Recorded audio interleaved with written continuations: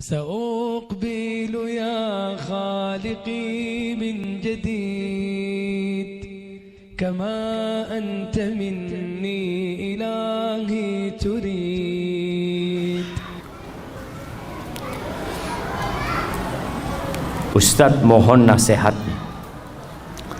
Bagaimana sikap kita dengan sudah bolehnya jam pulang kantor?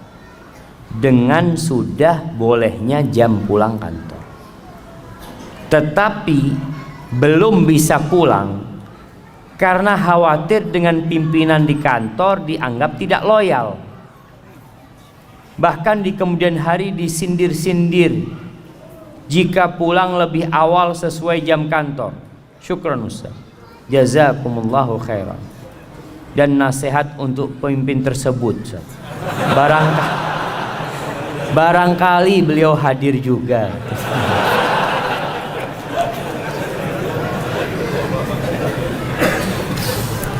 Jamaah rahimakumullah.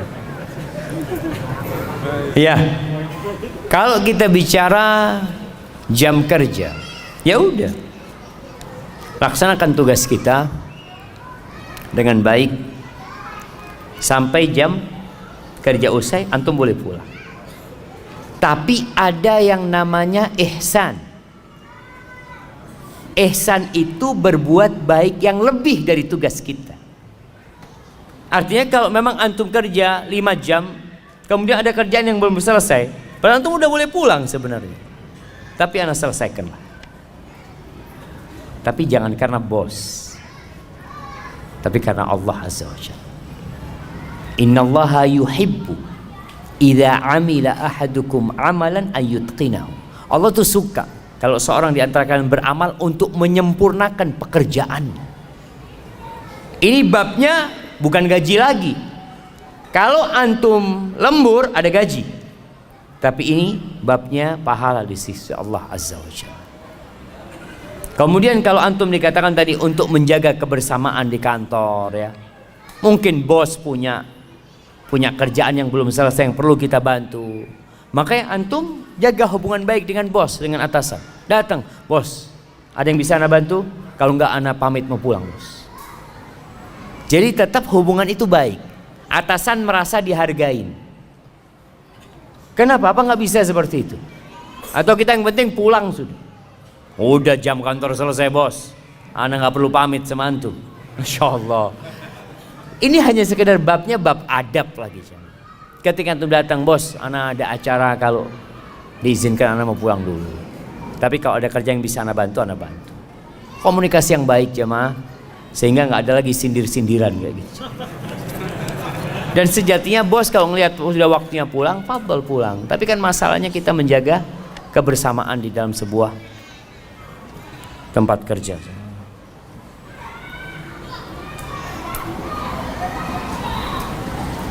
Assalamualaikum Ustaz, saya seorang penanggung jawab di toko dan dari manajemen menyuruh wajib memasang aksesoris pernak-pernik Natal di toko yang saya pimpin. Apa sikap yang harus saya lakukan? Jazakallahu khairan. Ahibati fillah, kita ini hidup di negeri yang beragam agamanya, dan alhamdulillah keberagaman itu bukan hal yang baru di dalam Islam. Di kota Madinah pun Masya Allah, Rasulullah SAW bertetanggaan bukan dengan orang Nasrani, tapi dengan orang Yahudi yang terkenal permusuhannya dan kedengkiannya kepada umat Islam, tapi saling menghargai. Namun kalau urusannya ibadah, ini urusannya dengan ibadah mereka, maka kita hendaklah tidak ikut-ikutan dalam peribadatan mereka, karena ini urusan dengan akidah, keyakinan. Natal itu merayakan hari kelahiran anak Tuhan, sedangkan kita mengatakan qul huwallahu ahad Allahu samad lam yalid wa lam yulad wa lam yakul lahu kufuwan ahad. Maka para ulama berbincang tentang hal bolehkah kita ikut serta merayakan. Merayakan itu macam-macam. Salah satunya dengan tadi membuat sebuah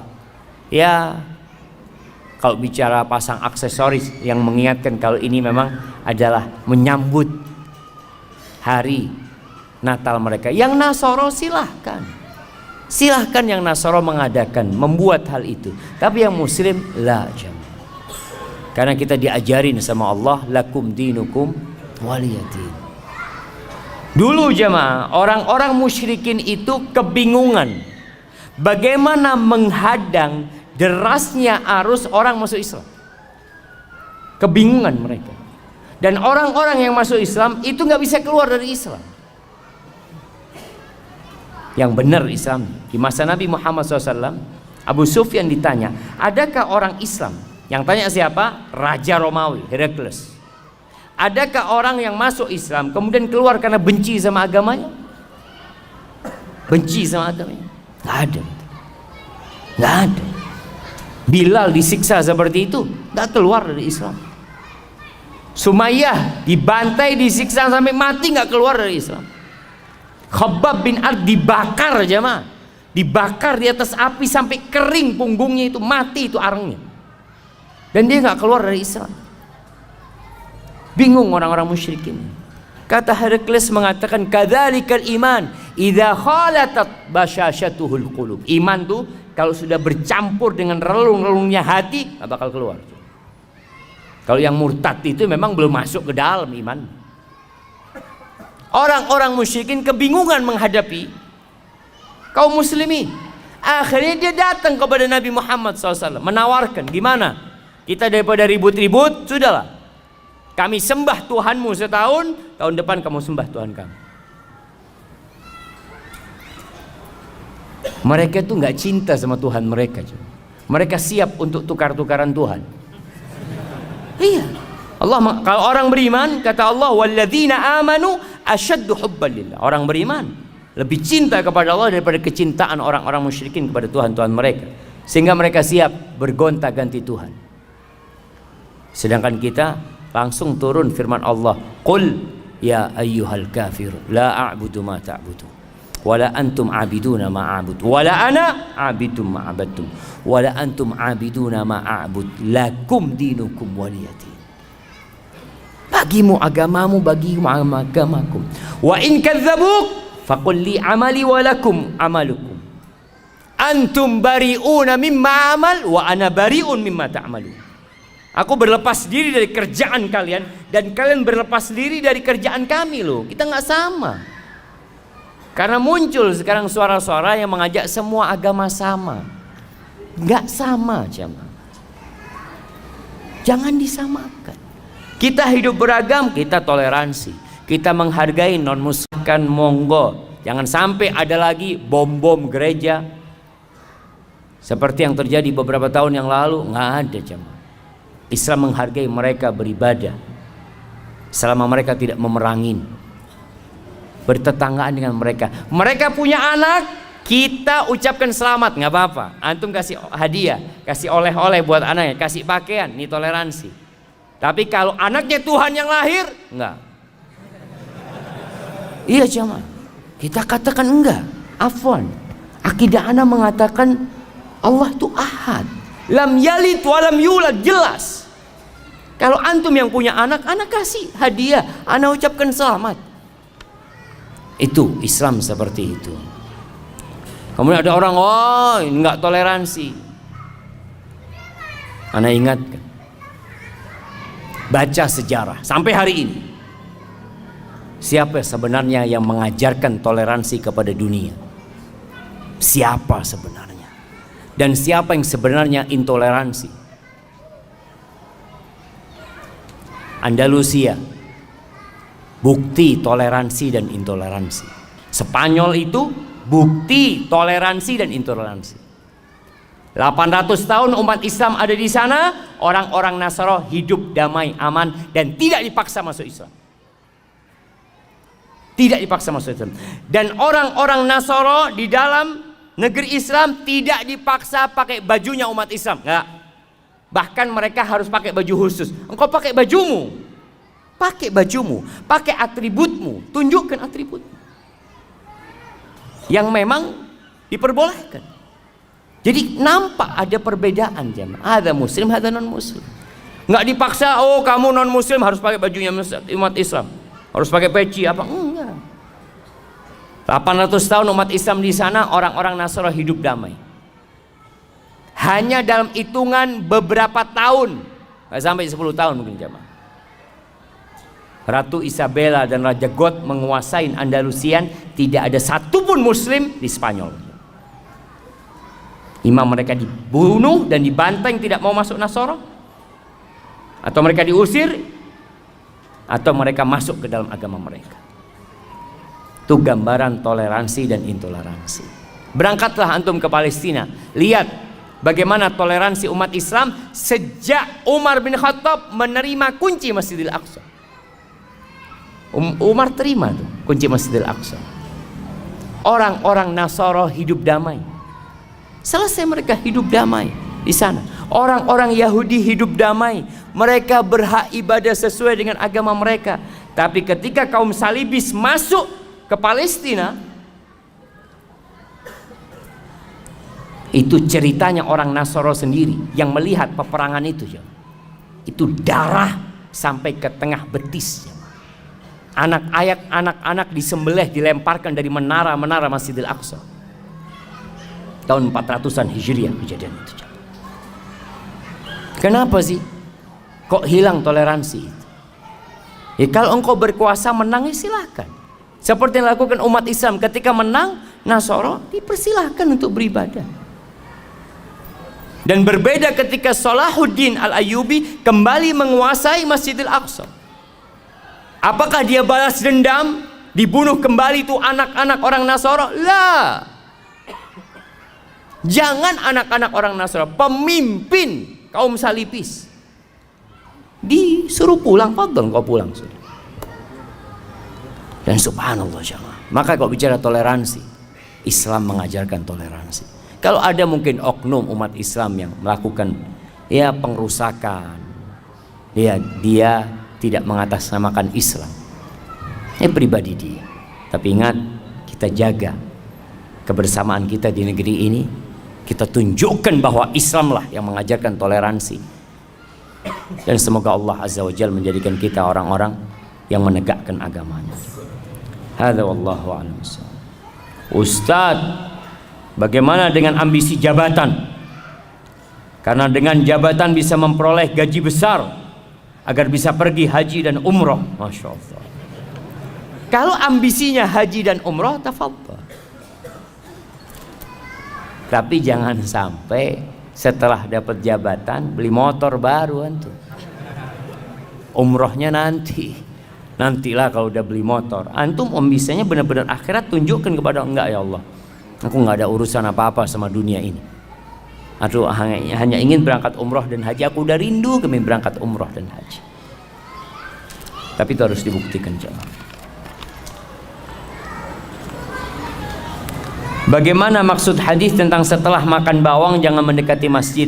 Saya belum paham Ustaz. Jemaah rahimakumullah, masjid ini tempat berkumpul, tempat beribadah. Dan Rasul sallallahu alaihi wasallam mengatakan innal malaikata tata'adza mimma yata'adza minhu ibnu Adam.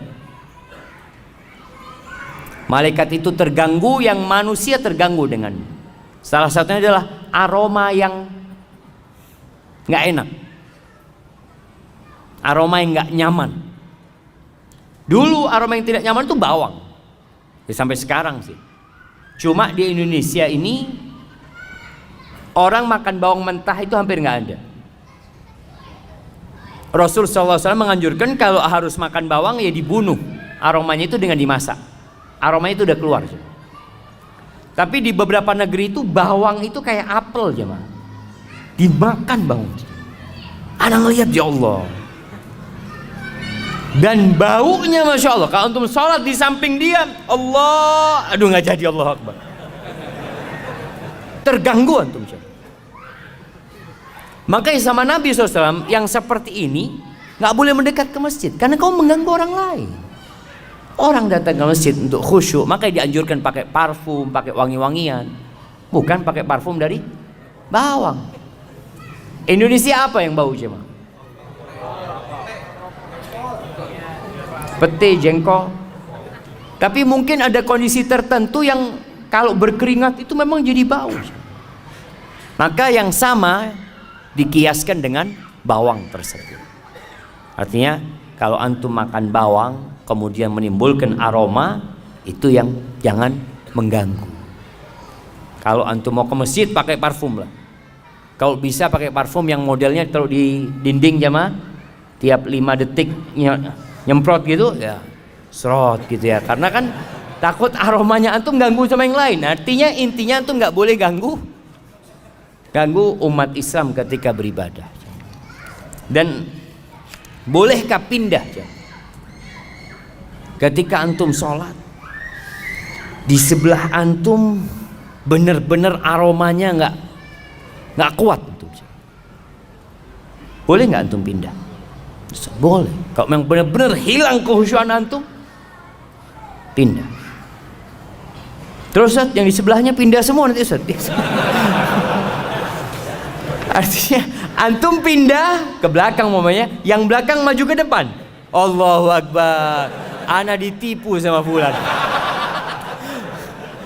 Artinya dia harap di soft itu dapat pahala menyambung soft, ternyata dikasih aroma ya. Tapi mungkin yang maju itu aromanya sama. Jadi tidak terlalu apa jemaah?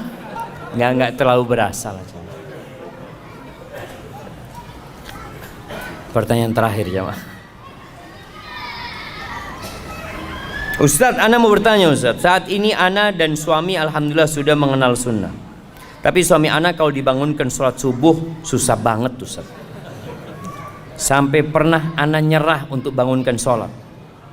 Apakah harus dengan cara keras Ustadz, agar suami ana tidak susah dibangunkan? Walaupun susah pada akhirnya sih tetap sholat Ustadz. Tapi jalannya kalau sudah adzan sudah selesai. Mohon nasihatnya Ustadz agar ana tetap sabar membangunkan suami ana sholat subuh. Syukran Ustadz. Allah Azza wa Jal berfirman, wa'mur ahlaka bis salati wastabir 'alaiha. Perintahkan keluargamu itu untuk sholat dan sabarlah menghadapinya. Ini perintah sejatinya buat suami kepada istri dan anak-anak, karena dia pemimpin, dia yang tanggung jawab. Tapi apakah kalau istri melihat suaminya tidak sholat kemudian dia diamkan? Enggak.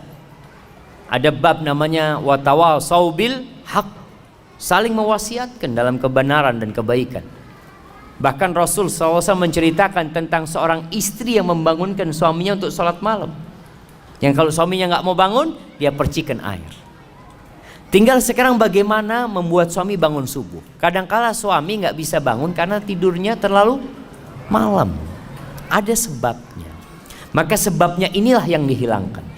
Yang kedua, mungkin ada cara yang lebih elegan bangunkan suami. Bikinkan kopi. Bang, cium nih bang. Aduh. Ayo bang, minum bang. Minum bangun, tidur lagi insya Allah enggak lah. Artinya tetap dengan adab dan etika. Ada seorang ustadz cerita. Ustadz ini cerita di Jogja kejadian. Ada seorang, ya sama nih, suami istri. Suaminya susah dibangunin subuh. Istrinya ini jago karate. Suatu hari karena udah jengkel jemaah, digampar suami. Itu langsung bangun suami jemaah. Nggak pernah lagi kalau istrinya bangunin, bang, langsung bangun dia. Tapi nggak boleh jemaah. Dosa yang seperti itu jemaah. Kita tetap dengan cara yang baik. Jangan ditiru gitu loh, seperti itu. Ana mohon maaf jemaah, banyak pertanyaan yang tidak bisa dijawab. Mudah-mudahan lah antum bisa tanyakan kepada ustadz yang lainnya. Itu yang bisa ana sampaikan pada kesempatan kali ini. Apabila benar yang ana sampaikan itu dari Allah Azza wa Jal, kalau ada yang salah dan kurang berkenan, itu dari diri ana pribadi. Allah dan Rasul yang terbebaskan dari kesalahan itu. Subhanakallahumma wa bihamdika asyhadu an la ilaha illa anta astaghfiruka wa atubu ilaik. Assalamualaikum warahmatullahi wabarakatuh.